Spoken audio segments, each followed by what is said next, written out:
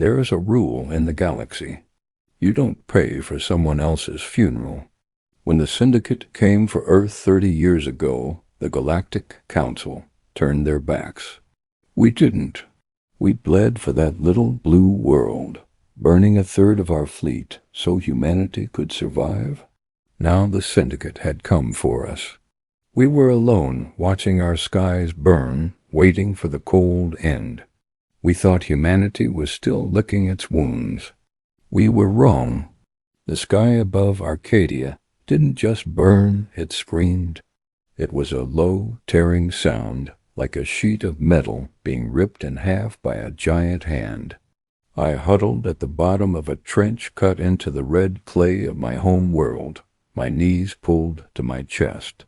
Every time the Syndicate artillery fired from orbit, the ground shuddered, shaking loose a fine layer of dirt that coated my armor, my rifle, and the inside of my mouth. I spat, but the grit remained. It tasted like ash and copper. My name is Percival. It's a translated approximation, of course. When my species integrated with the wider galactic network, we adopted standard identifiers to make commerce and diplomacy easier for the bipedal mammals that made up the majority of the Council. Now I was going to die with a borrowed name, buried in the soil of a world the Council had abandoned. Percival. I blinked, my secondary eyelids clearing the dust from my corneas. Mason slid down the muddy incline of the trench wall and crouched beside me. His armor was cracked across the chest plate, the composite material jagged and oozing a thin line of our pale blue blood. He didn't seem to notice. Sector 4 just went dark, Mason said. His voice was a flat, mechanical rasp through his damaged helmet combs. Command isn't responding. I think the relay tower took a direct hit. I checked my own terminal mounted on my forearm. Dead static. Nothing but the ghost-white hiss of empty airwaves. Who's left on the line? I asked. Use, Mason replied, staring straight ahead at the dirt wall. Riley's squad is pinned down in the ruins of the water treatment plant. Cole is bleeding out in the bunker. That's it. That's the grand defense of Arcadia. I leaned my head back against the earth. The Syndicate was methodical. They didn't fight with passion or rage. They fought like accountants balancing a ledger. We had resources they wanted, and our population was a statistical anomaly in their path. For 3 weeks they had systematically dismantled our orbital defenses, hammered our cities into jagged teeth of glass and concrete, and ground our armies into fertilizer. We had transmitted our distress calls on every known frequency. We had invoked the mutual defense pacts. We had begged the Council. The response was a polite, heavily bureaucratized silence. The Syndicate was too wealthy, too expansive. No one was going to risk a trade embargo, let alone a war, for a second-tier agrarian world like Arcadia. No one except the ones who couldn't. 30 years ago, Earth had been in this exact position. The Syndicate had blockaded the Sol system, intent on stripping it to the mantle. The humans were new to the galactic stage, loud, brash, unrefined. The Council hated them. When the blockade tightened, everyone looked away. But my father hadn't looked away. Our fleet had broken formation. We tore through the Syndicate blockade above a blue-green marble, taking horrific casualties. My father's cruiser had been one of the 80 vessels that burned in the high atmosphere of Earth, buying the humans enough time to rally and push the Syndicate out. We saved them, and in doing so we painted a massive target on our own backs. The humans had survived, but they were broken. Their shipyards were slag. Their economy was shattered.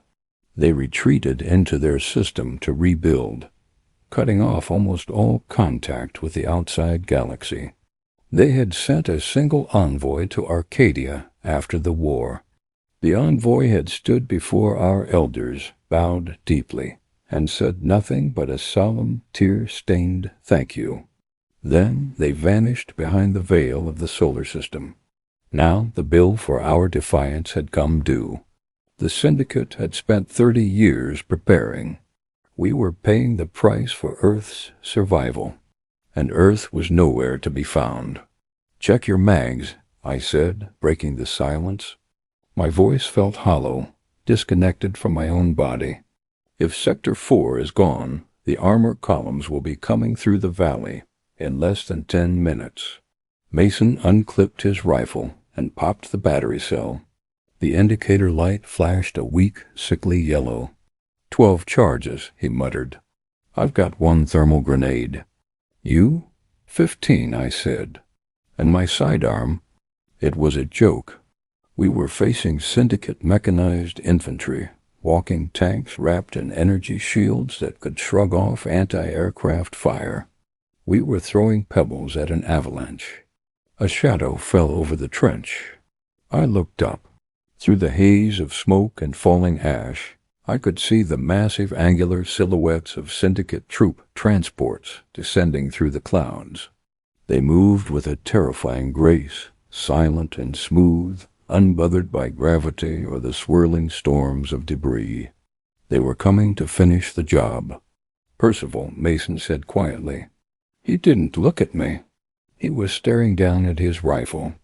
"Do you think they remember?" I knew who he meant.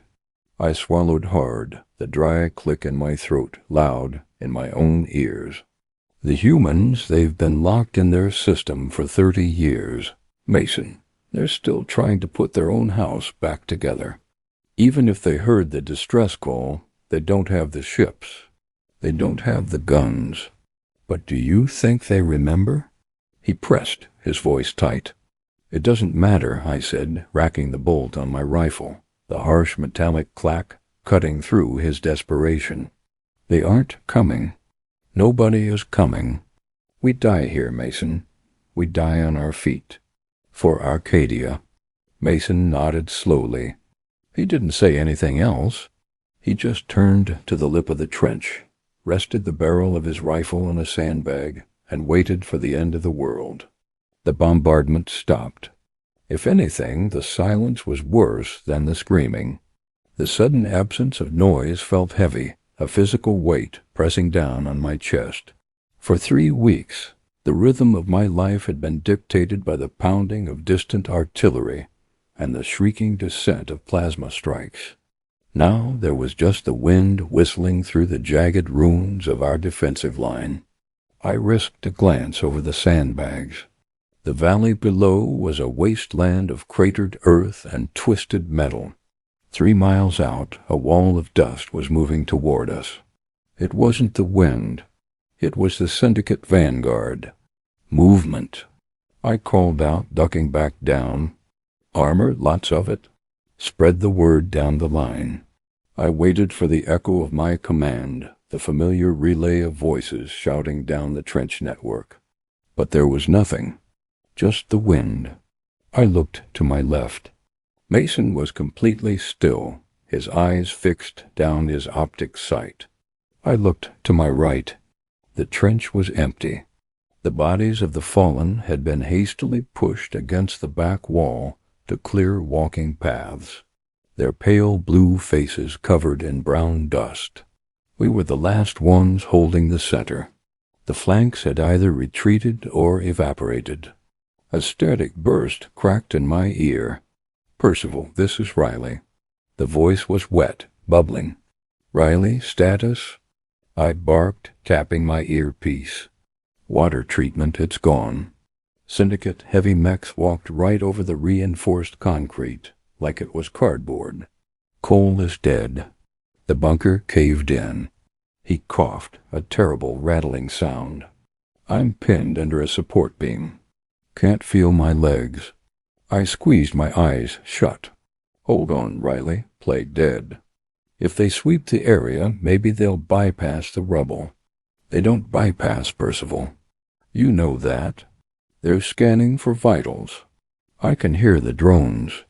A long pause. The sound of heavy, rhythmic thudding echoed through the combs. Footsteps. Massive ones.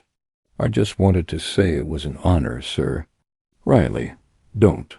The Cums cut out with a sharp hiss. I stared at the dirt wall. Riley was 20 standard cycles old, barely an adult. He had planned to study deep space agristology. Now he was a smear under a Syndicate boot. "They're in range," Mason said evenly. I forced myself up to the firing step. The dust cloud had resolved into distinct shapes. Syndicate striders, four-legged monstrosities towering 40 feet in the air, armed with rotary plasma cannons. Beneath them, lines of mechanized infantry advanced in perfect, terrifying synchronization. Silver and black armor, faceless visors, moving with the cold efficiency of an algorithm. They weren't even running. They were walking. They knew we were broken. "Target the infantry," I said, my voice eerily calm. Adrenaline had burned itself out days ago. All that was left was a cold, clear void. "Save the thermal grenade for when they breach." Mason didn't answer. He just pulled the trigger. A bright yellow pulse of energy launched out from rifle, striking the chest plate of a Syndicate soldier. The shield flared a brilliant purple, absorbing the impact entirely. The soldier didn't even break stride. It raised its own weapon, a bolt of blue plasma, the size of my fist, slammed into the sandbags inches from Mason's face. The heat washed over me, singing my eyebrows, and instantly evaporating the sweat on my skin. The sandbags turned to glass and slag, exploding inward. Mason was thrown backward, landing hard in the mud. He groaned, rolling over. "Suppressive fire," I yelled, blind firing over the lip of the trench. I pulled the trigger until the rifle clicked empty. I slammed my final battery cell into the receiver. 15 shots left. The ground began to vibrate. The striders were getting closer. Their heavy cannons began to fire, tearing chunks out of the ridge behind us. Dirt and rocks rained down. I hunched my shoulders, keeping my rifle tucked tight. "Percival." I looked down. Mason was sitting up, but his hands were clutching his abdomen. Smoke was rising from a massive cauterized hole in his armor.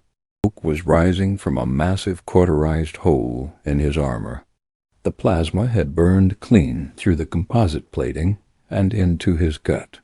I dropped to my knees beside him. "No, no, no." "Hold still." I reached for my med kit, my hands shaking violently. Mason reached out and grabbed my wrist. His grip was surprisingly strong. "Don't waste the foam." He coughed. Pale blue blood dribbled from the corner of his mouth. It burned right through.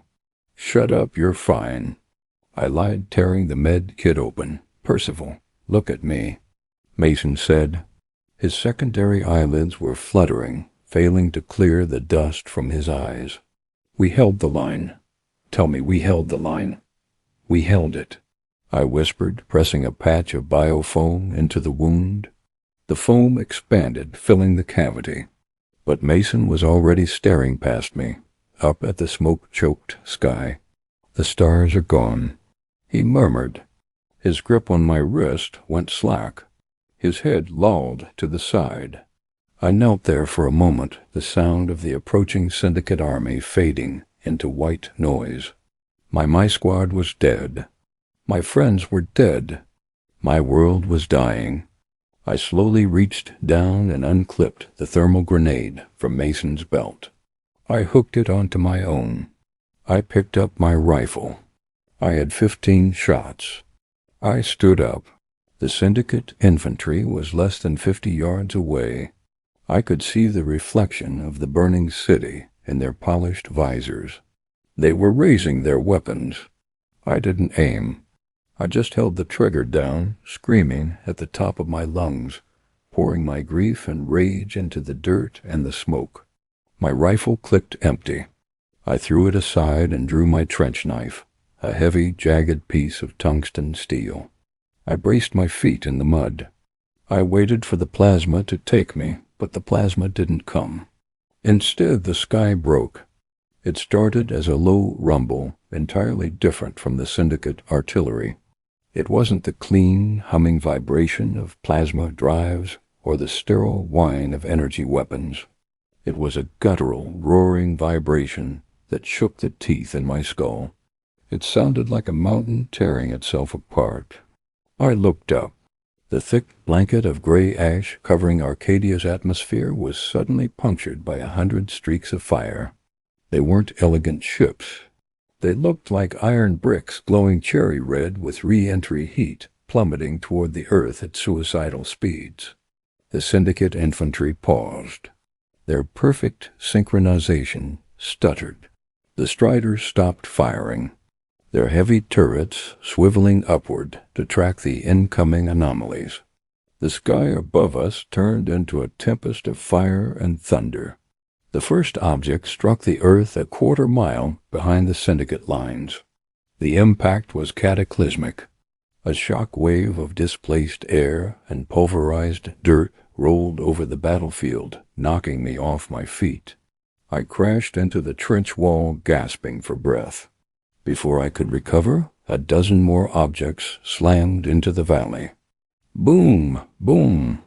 Boom! The earth convulsed. I scrambled back to the firing step, coughing through the dust. The Syndicate vanguard was in disarray. The perfectly aligned ranks were scattered, soldiers struggling to stay on their feet amid the localized earthquakes. Where the objects had landed, massive craters now scarred the valley floor. In the center of each crater sat a heavily scorched angular pod made of raw, unpainted metal. Thick steam hissed from pressure valves. There were no energy shields, no elegant anti-gravity dampeners. They had literally dropped massive chunks of iron from orbit and used the ground to break their fall. It was crude. It was insane. It was human. The side of the nearest pod blew outward with a violent explosive crack. The heavy metal door slammed into a nearby Syndicate soldier, crushing him instantly. From the smoke of the pod, a figure emerged. It was a biped clad in thick, bulky armor that looked more like industrial mining equipment than military gear. It was scratched, dented, and painted a flat, non-reflective olive drab. The helmet was a solid dome with a narrow, glowing red slit for a visor. The figure stepped out of the crater. In its hands it held a weapon that looked like a pipe welded to a steel box. A Syndicate Strider pivoted its main cannon toward the figure. The Strider fired, a massive ball of plasma shrieking across the distance. The human didn't dive for cover. It didn't deploy a shield. It simply raised a heavy launcher onto its shoulder and pulled the trigger. The backblast kicked up a massive cloud of dust. A physical projectile, a solid rocket-propelled cone of depleted uranium, screamed across the battlefield, leaving a trail of gray smoke. The Syndicate's energy shields were designed to absorb energy weapons, lasers, plasma, ion blasts. They worked by diffusing heat and light. They were not designed to stop 200 pounds of solid metal moving at Mach 4. The rocket punched clean through the purple energy shield without even slowing down. It struck the Strider squarely in the center chassis. The kinetic transfer was absolute. The armored walking tank was literally lifted off its feet, its metallic frame crumpling inward before detonating in a massive fireball of secondary explosions. Shredded shrapnel rained down on the Syndicate infantry below. I stared, my mouth hanging open. Across the valley, the other pods were opening. Hundreds of humans poured out into the chaos. They didn't form lines. They didn't move in synchronized ranks. They moved like a pack of starving wolves, aggressive, chaotic, and unimaginably fast. The air filled with the deafening percussive roar of kinetic weaponry. No elegant hums, just the savage bang, bang, bang of chemical explosives driving lead and steel through the air. The Syndicate soldiers, accustomed to returning fire from behind impenetrable energy shields, were slaughtered. Human armor-piercing rounds shattered their composite plating, tearing through circuitry and flesh alike. It was a slaughter, a brutal, primitive, glorious slaughter. I watched as a Syndicate soldier charged a human, aiming a plasma rifle. The human simply ducked the shot, closed the distance in 2 massive strides, and slammed a heavy metal gaunted fist into the Syndicate soldier's faceplate. The visor shattered. The human grabbed the soldier by the chest piece, lifted him off the ground, and hurled him into the dirt before putting a heavy boot through his chest. They fought with a feral intensity that defied logic. They weren't fighting a war. They were exacting revenge. Suddenly a shadow eclipsed the sun. I looked up. The clouds parted as something massive broke through the atmosphere. It was a ship, but unlike anything I had ever seen. It was a brutalist wedge of dark gray steel covered in jagged antennas, massive gun batteries, and scorch marks. It didn't glide. It hovered on a column of raw, uncontained thrust, the roar of its engines drowning out the battle below. On the broad side of the hull, painted in massive peeling white letters, was the name Uns Vengeance. From the belly of the ship, smaller dropships swarmed out like angry hornets, screaming toward the surface, laying down thick lines of incendiary fire that cooked the remaining Syndicate forces in their armor. A heavy thud shook the ground near my trench. I spun around, raising my trench knife. A human had landed on the lip of the trench. He towered over me, a behemoth of olive-drab armor. He looked down at the trench. He looked at Mason's body. Then he looked at me. Slowly the human reached up and pressed a release valve on his helmet. With a hiss of pressurized air, the helmet unsealed, and he lifted it off. He was older. His face was scarred, the skin a weathered brown, mapped with deep lines of stress and age. His hair was gray, cropped close to his scalp. He had eyes that looked like they had seen the end of the universe and didn't care for it much. He looked at my uniform. He looked at the pale blue blood on my hands. "Arcadian?" he asked. His voice was a deep, gravelly baritone, translated perfectly through the external speaker on his chest plate. I nodded slowly, lowering the knife. I am Percival, commander of the 104th. The human stepped down into the trench. The ground shook slightly under his weight. He looked at the bodies of my squad. He removed a thick armored glove and extended his bare hand towards me. "Captain Jace, United Nations, Marine Corps." He gripped my hand with startling gentleness, pulling me slightly forward. His eyes locked onto mine, burning with a fierce, terrifying warmth. "Sorry we're late, Percival," Jace said, his voice dropping to a low rumble. "Traffic was a bitch. We got your call. You came." I stammered, the reality of the moment finally breaking through the shock. "Your system was sealed. The council said you were dead. You don't have the fleet." Jace let out a short, harsh bark of a laugh. He looked up at the massive ship hovering above us, raining fire onto the Syndicate lines. "They were right. We didn't have a fleet," Jace said, his smile turning feral. "So for 30 years we built one. We dug into the core of our dead rocks. We ripped the steel from our own ruined cities. And we built a fleet designed for one thing, and one thing only." He looked back at me, releasing my hand. He reached over and gently closed Mason's eyelids. "We built a fleet to kill the bastards who tried to burn our home," Jace said, picking up his helmet. He slammed it back onto his head, the red visor snapping to life. "And to pay our debts." He turned toward the edge of the trench, racking the bolt on his heavy kinetic rifle. The sound was deafening. "Stay here, Percival." Jace said, vaulting out of the trench with impossible agility. "We'll take the watch." I sat in the mud, clutching my empty rifle, and for the first time in 3 weeks I wept. I wept for Mason, for Riley, for my father.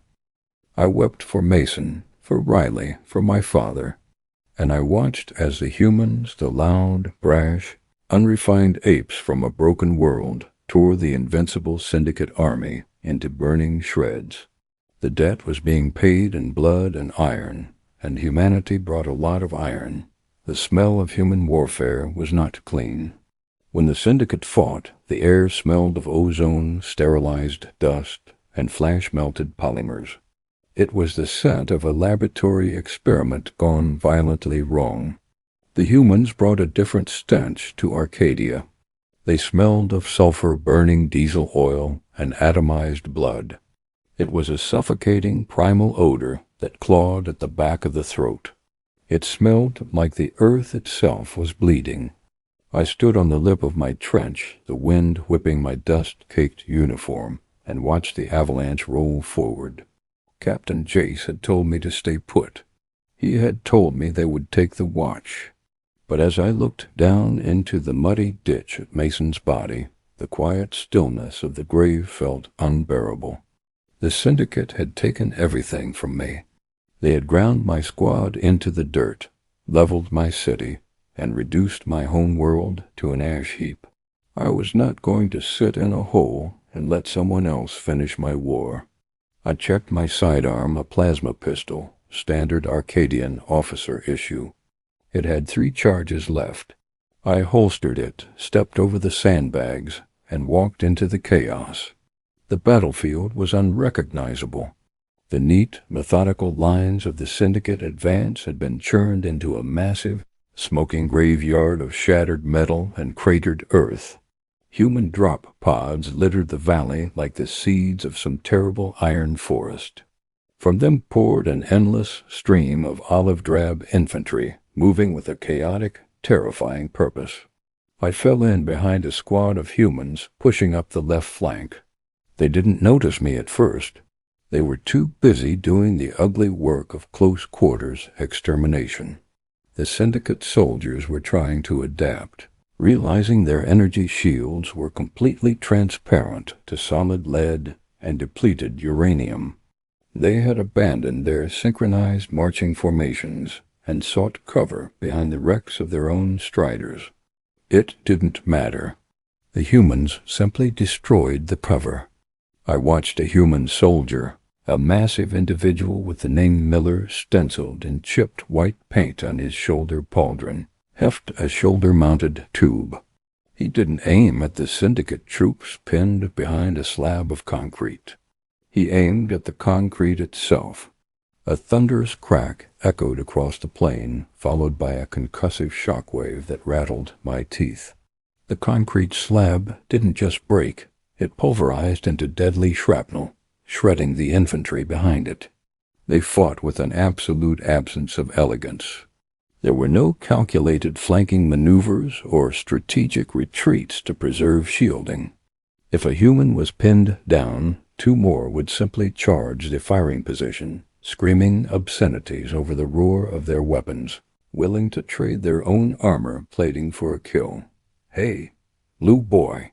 I jumped, turning toward the voice. A human was crouched behind the burning chassis of a Syndicate transport, waving me over. I scrambled across the mud, sliding into the dirt beside her. She dragged a heavy, belt-fed kinetic machine gun onto the hood of the wreck. Her helmet visor was up, revealing a face streaked with soot and sweat. "Sergeant Jenkins." She shouted over the deafening staccato of her own weapon as she laid down suppressive fire. "What the hell are you doing out of your hole, Arcadian?" "My name is Percival," I yelled back, coughing on the thick smoke rolling off the transport. "And this is my planet." Jenkins stopped firing for a fraction of a second to look at me. She barked a laugh, slapping a new box of ammunition into her weapons feed tray. "Fair enough, Percival, but you're walking into a meat grinder with a pop gun." She reached down to her tactical harness, unclipped a heavy, blocky pistol, and shoved it into my chest. I caught it awkwardly. It weighed as much as my standard-issue rifle. "M60 Magnum," Jenkins said, racking the slide of her machine gun. "Fires half-inch explosive slugs. Kicks like a pissed-off mule. Aim for the center of mass and hold onto your wrists." I looked down at the weapon. It was hideous. Cold-stamped steel with a grip wrapped in abrasive friction tape. There were no sleek lines, no battery indicators, no targeting reticles. It was just a pipe designed to violently expel metal. I loved it instantly. "Thank you," I said. "Don't thank me yet," Jenkins grunted, leaning back into her weapon. "The Syndicate just figured out we brought a knife to a gunfight. They're bringing out the big toys." The ground shuddered. It wasn't the impact of a drop pod. It was a rhythmic, seismic pounding that seemed to originate from the heart of the Syndicate backline. Through the haze of gray smoke and falling ash, a silhouette began to take shape. It was massive, easily 100 feet tall.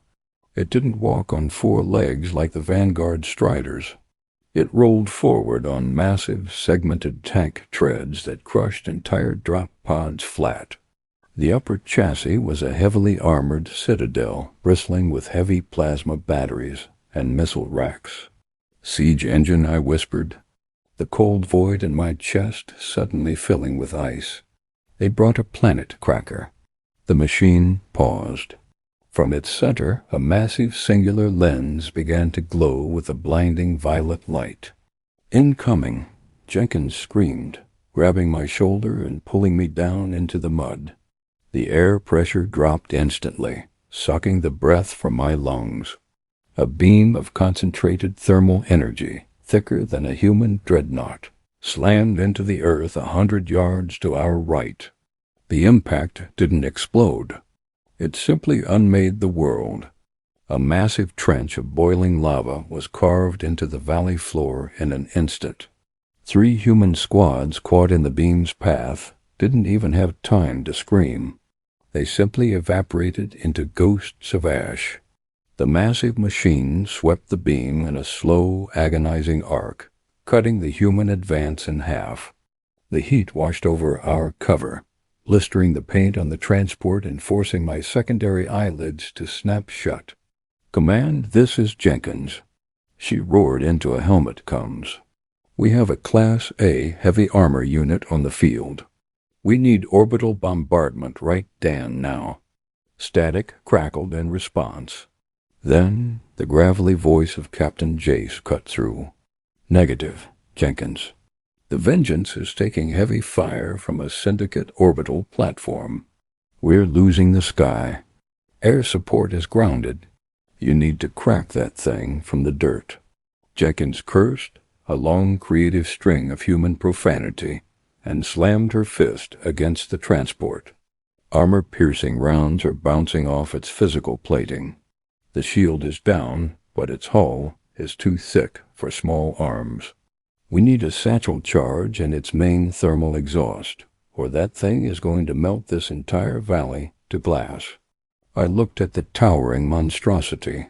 It was systematically erasing the human foothold, forcing the surviving Marines to scramble for the meager cover of smoking craters. I looked down at the heavy pistol in my hands. Then I looked at the scorched earth beneath my boots. "Jenkins," I said, my voice steady despite the trembling in my hands. "I know how to get under it." Jenkins stared at me, her dark eyes narrowing. "Under it? It's a rolling fortress, Percival. Anything that gets within 50 yards gets turned into a cinder. Not if we go beneath the surface." I pointed toward a cluster of ruined concrete pillars jutting out of the earth a few 100 feet away. This valley used to be the primary agricultural hub for the capital. Beneath this topsoil is a massive network of hydro-transit tunnels. They move water and fertilizer from the reservoir to the fields. I quickly drew a crude map in the mud with the barrel of the magnum. The main conduit runs directly beneath the valley floor, straight toward the Syndicate backline. If that siege engine is advancing on a linear path to maximize its mean sweep, it will roll right over Sector 7G of the tunnel network. Jenkins studied the dirt map, her jaw tight. Are the tunnels intact? They're heavily reinforced concrete, I said. They might be collapsed in places, but they'll hold long enough to bypass the kill zone. Jenkins tapped her comms. Miller, get your demo kit and get your ass over to my position. Bring 3 more. We're going underground.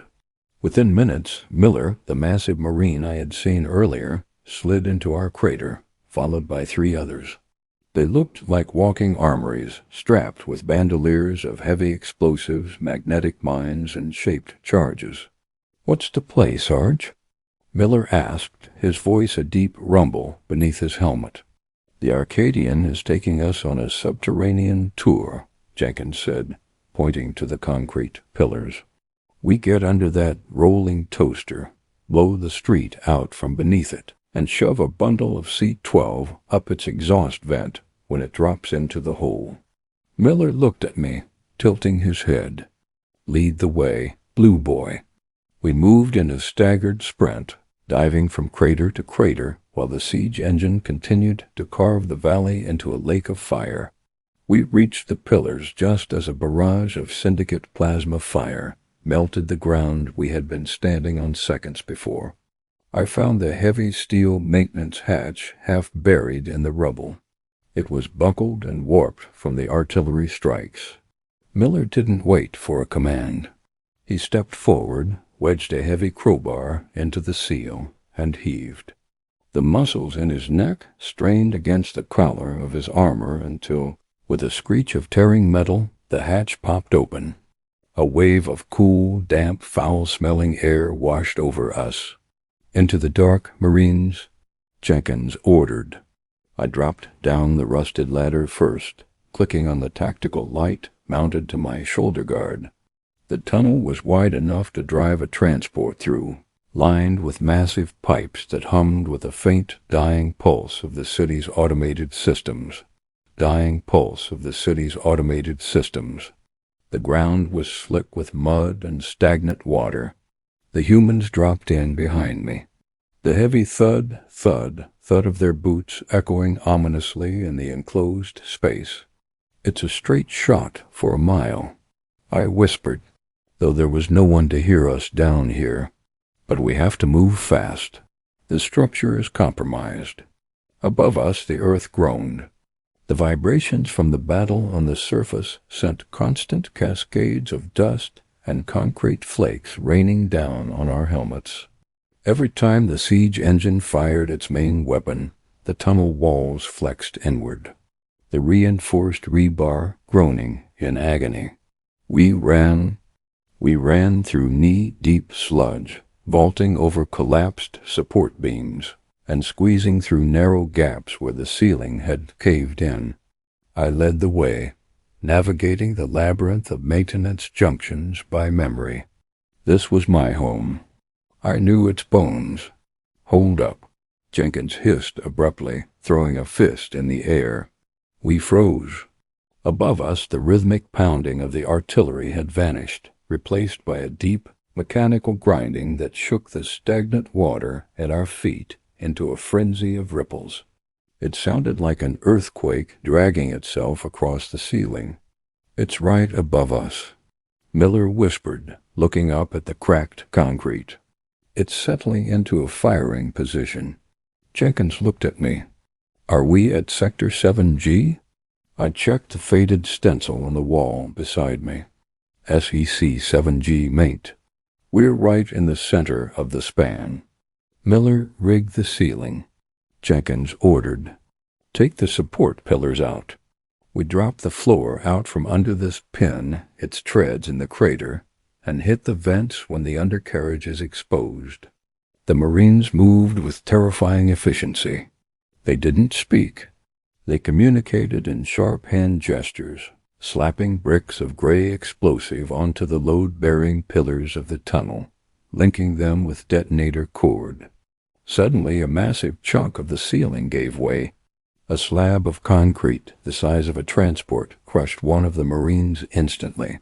Sunlight poured in through the hole, along with a massive segmented steel tread that ground into the tunnel floor. The siege engine's weight was already collapsing the tunnel. Fire in the hole! Miller roared, grabbing the detonator and diving backward. The blast was deafening. The explosive severed the support pillars, and the entire structural integrity of the tunnel vanished. The world above us simply fell in. I was thrown violently into the mud by the shock wave, my ears ringing with a high-pitched whine. The tunnel was suddenly flooded with blinding daylight and choking dust. I scrambled backward, coughing up dirty water. When the dust cleared, the sight was staggering.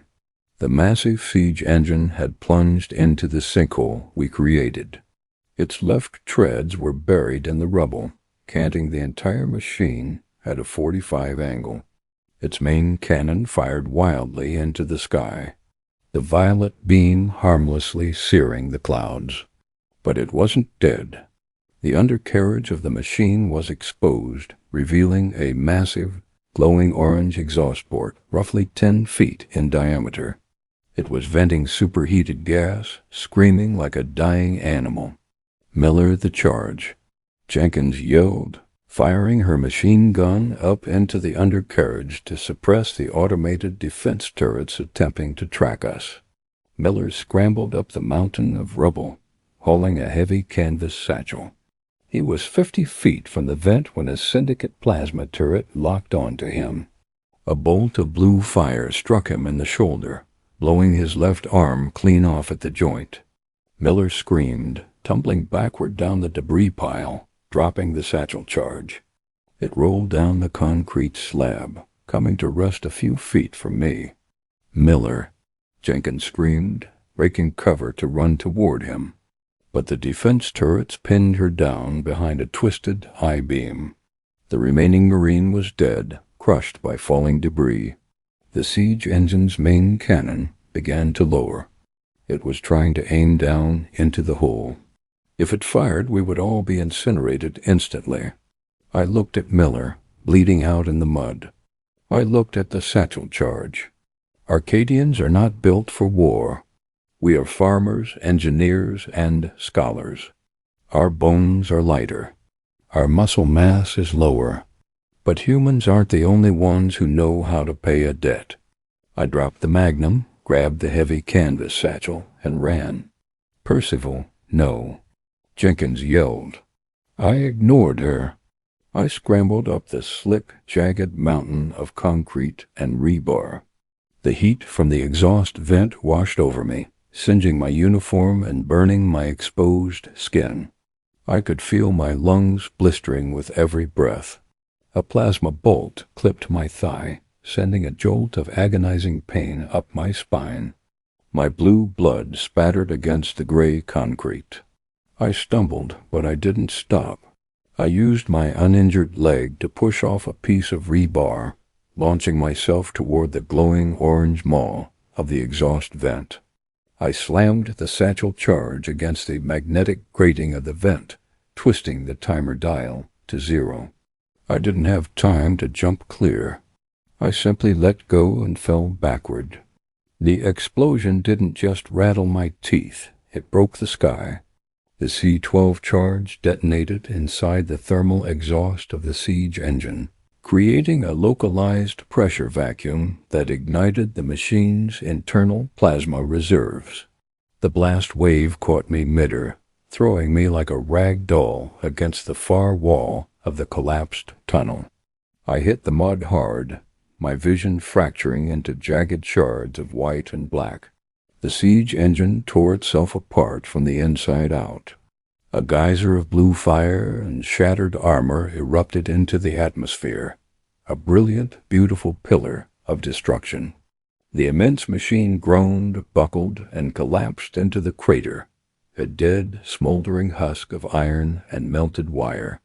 I lay in the mud, unable to move my legs, staring up at the smoke clearing through the hole in the ceiling. Heavy footsteps crunched over the debris. A shadow fell over me. Captain J stood at the edge of the crater, his armor scorched black, his red visor glowing in the dim light.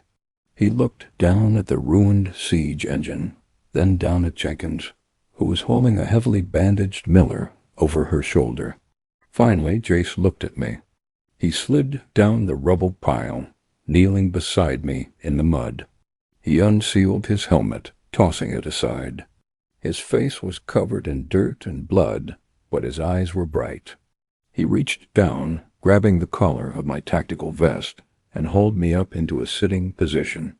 The pain was blinding, but I forced myself to look him in the eye.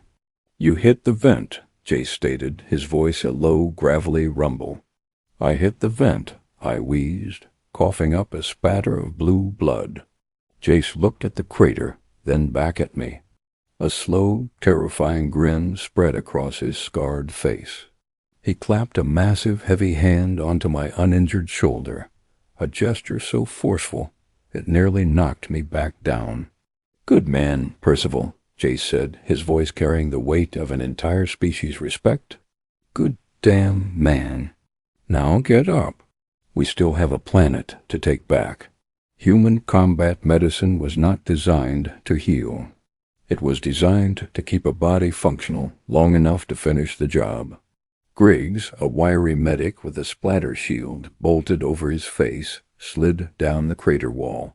He didn't offer a gentle touch or a soothing word. He took one look at my plasma-burned thigh, pulled a heavy pneumatic stapler from his harness, and jammed the cold steel nose directly into the wound. "Bite down, Blue," he grunted. He pulled the trigger before I could brace myself. Thick steel staples bit deep into my flesh, forcibly dragging the cauterized edges together with a sickening crunch. I screamed, my vision whiting out. Griggs ignored me. He uncapped a pressurized cylinder with his teeth and sprayed a thick caustic foam over the jagged metal line. It burned like acid, smelling sharply of ammonia and copper. But the agonizing throb instantly dulled to a cold, heavy numbness. "Can you walk?" Captain Jace asked. He was already turned away, scanning the smoke. I tested the leg. It felt like a dead log strapped to my hip, but it held my weight. I nodded, gripping Locke's heavy magnum Jenkins had given me. "Good," Jace said, racking the bolt on his rifle. "We aren't done." The destruction of the siege engine had shattered the Syndicate's spine. The battlefield rhythm shifted from an organized defense to a panicked rout. The surviving mechanized infantry were falling back, retreating toward a massive prefabricated command bunker entrenched at the far end of the valley. Jace didn't order a charge. He didn't rally his troops with a speech or a war cry. He simply stepped out of the crater and started walking. The rest of the human Marines followed. It was the most terrifying thing I had ever seen.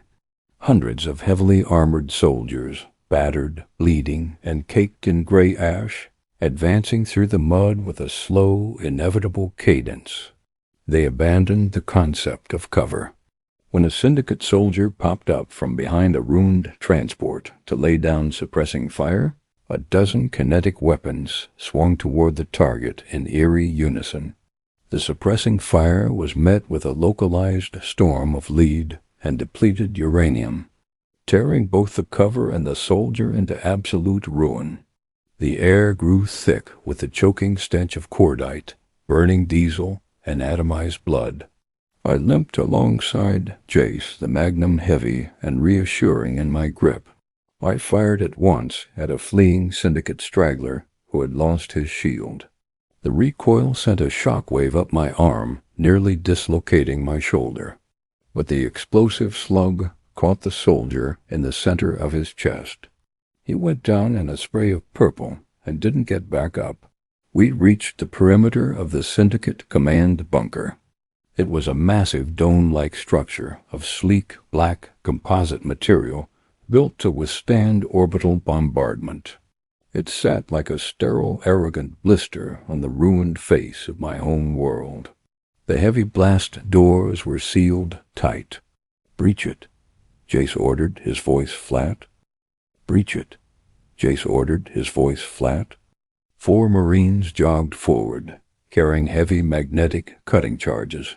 They slapped the gray putty onto the interlocking seams of the blast doors, set the timers, and jogged back. Fire in the hole.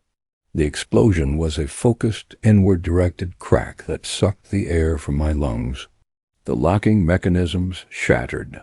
Before the smoke could even begin to clear, Jace stepped up and kicked the heavy left door inward with an armored boot. We poured into the bunker.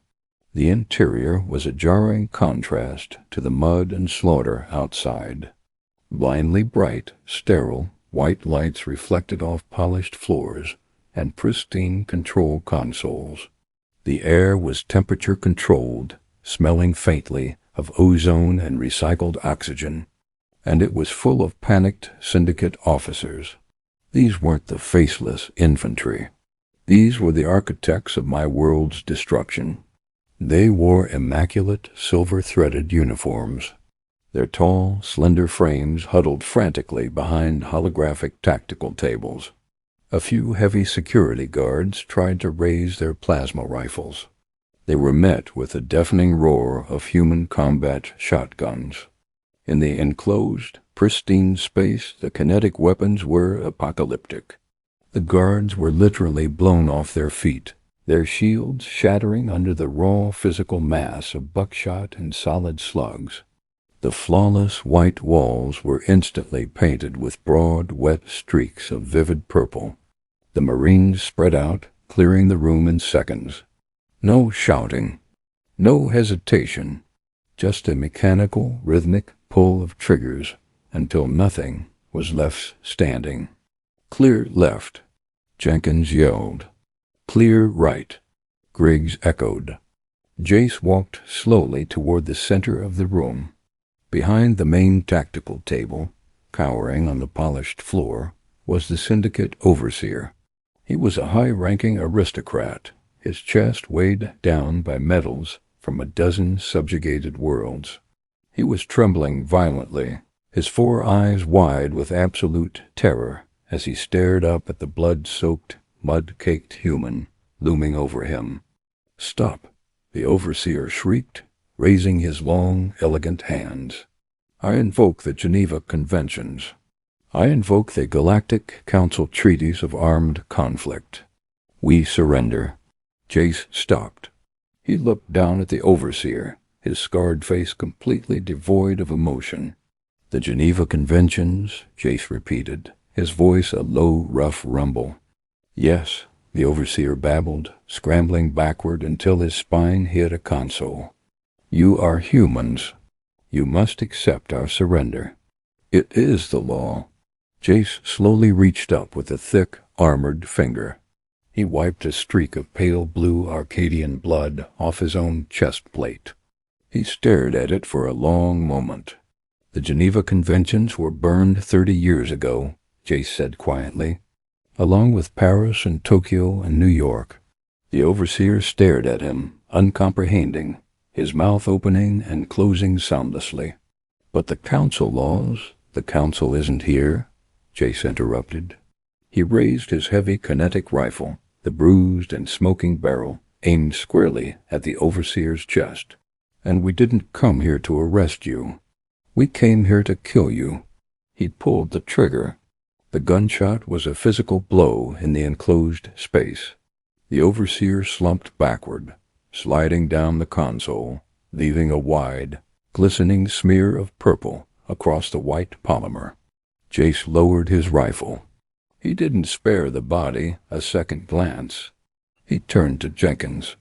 "Upload a localized virus into their comms network," Jace ordered. "Blind their orbital sensors. Tell the fleet the surface command is broken." I stood near the shattered blast doors, leaning heavily against the cold metal frame. My leg throbbed with a dull, rhythmic agony, but I couldn't feel it. I was staring at the dead overseer. For 3 weeks, that creature had ordered the systematic slaughter of my species with the casual indifference of a banker balancing a ledger. And a human from a dead world had just ended him with a single piece of lead. By the time we walked back out of the bunker, the sky had changed. The thick, gray ash clouds that had choked Arcadia for weeks were breaking apart, chased away by the atmospheric displacement of 100 massive ships descending through the stratosphere. I limped to the edge of the perimeter and looked up. The human fleet had arrived. They weren't elegant. They didn't have the sweeping aerodynamic curves of Council cruisers or the glowing crystalline spires of Syndicate dreadnoughts. They were flying cinder blocks, massive, brutalist wedges of dark, gray steel covered in heavy armor plating and bristling with macro cannons. They blotted out the sun, casting long, hard shadows over the ruined valley. Smaller drop ships were swarming down like locusts, landing in the mud to deploy heavy engineering vehicles, field hospitals, and thousands more Marines. The Syndicate forces in orbit had been completely wiped out. The Vengeance hung low in the sky, its hull scorched and smoking but defiant. The battle for Arcadia was over. I felt my knees buckle. The adrenaline that had sustained me for the last 4 hours suddenly evaporated, leaving behind a hollow, aching exhaustion. I slid down the side of a ruined transport, sitting heavily in the dirt. Footsteps approached, heavy, rhythmic human footsteps. Captain Jace stopped beside me. He unclipped a metal canteen from his belt and tossed it to me. I caught it clumsily. "Drink," he said. "It tastes like tin, but it's clean." I unscrewed the cap and drank. It was cold water. It was the best thing I had ever tasted. I poured a little over my hands, washing away the thickest layers of dried blood and mud. Jace crouched down beside me, resting his forearms on his knees. He looked out over the valley. "They're sweeping the cities," Jace said quietly. "The Syndicate ground forces are surrendering en masse. We're rounding them up. We'll load them onto their own transports and send them back to their core worlds with a message." I looked at him. "What message?" Jace turned his head, his dark eyes meeting mine. "That the quarantine is lifted, that humanity is back, and that if they ever touch this world again, we won't stop at their military targets." I swallowed hard. "The Council won't like that. They'll sanction you. They might even try to blockade you again." Jace let out a short, harsh laugh. "Let them try. We spent 30 years turning our solar system into a fortress. We hollowed out our moons to build shipyards. We strip-mined the asteroid belt to build those dreadnoughts. They want to blockade us? They better bring a bigger navy." He looked back at the sky, watching a massive heavy lifter lower a prefab hospital module to the surface. "Your father," Jace said suddenly. The shift in topic caught me off guard. "He was a cruiser captain, right? During the blockade of Sol?" I stared at him, stunned. Clear his throat. How do you know that?" "I read the casualty reports from the defense of Earth," Jace said softly. 80 Arcadian vessels broke formation to save us. One of them was the Spear of Dawn, captained by a male named Tyrus. He held the line over the North American eastern seaboard, long enough for our civilian transports to evacuate the blast zone. I was on one of those transports. I was 8 years old. "I know," Jace said. "We kept the records. We memorized the names of every Arcadian ship, every captain, every crew member who died for us. We carved their names into a massive slab of black granite in the center of what used to be Geneva. Every human child is taught what you did." He squeezed my shoulder, a gesture of profound unspoken grief and gratitude. "We didn't forget you, Percival," Jace said, his voice thick with emotion. "When we heard the Syndicate was moving on Arcadia, we didn't vote on it. We didn't debate it in a Senate. We just loaded the guns and lit the engines. I looked at the human captain. I looked at the scars on his face, the gray in his hair, the absolute unyielding iron in his posture. They had suffered so much. They had been pushed to the very brink of extinction, forced to rebuild their society in the ashes of a global graveyard. And yet their first act upon returning to the stars was not conquest. It was not expansion. It was to pay a debt. "You saved us," I whispered, the tears finally breaking through, cutting clean tracks through the dirt on my face. "Jace up?" He looked out at his Marines, at his ships, at the blood-soaked mud of my world. He picked up his helmet and tucked it under his arm. "No, Percival," Jace said, his voice carrying the quiet, absolute certainty of a species that had looked into the abyss and learned how to bite back. "You saved us. We just came to balance the ledger." He turned and began walking back toward his squad, a lone figure of olive drab fading into the bustling chaos of the human landing zone.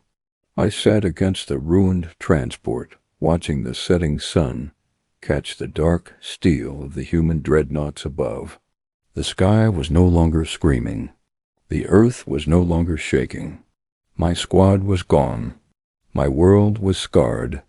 But as I watched the apes from a broken planet establish a perimeter around my ruined home, I knew one thing with absolute certainty.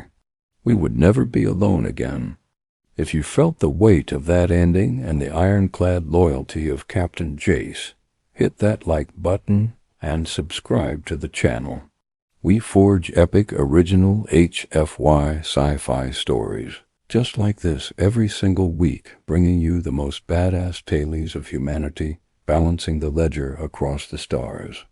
Don't forget to share this video with a friend who loves gritty, action-packed science fiction.